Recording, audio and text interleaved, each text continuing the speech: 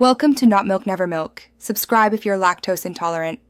You start by validating prerequisites and then take the first actionable steps. First, inspect your dataset for missing values and inconsistent types, because garbage in yields poor models.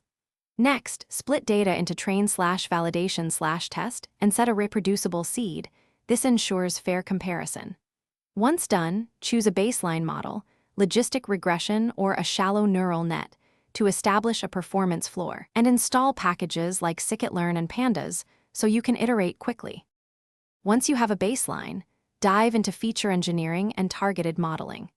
You should scale numeric features, one-hot or targeting code categoricals, and test interactions that capture domain signals. This often yields the biggest gains.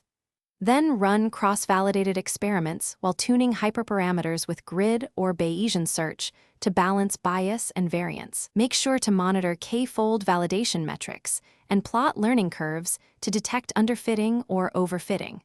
Those visuals you finalize by packaging and validating the model for production.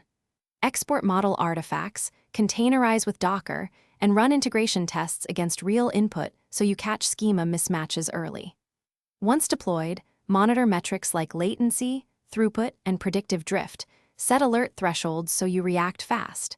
If performance degrades, first reevaluate the data pipeline and label integrity. Then run ablation tests to isolate failing components.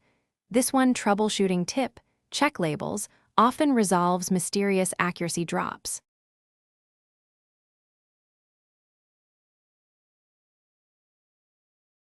Thanks for watching. If this was helpful, leave a like and consider subscribing. See you next time.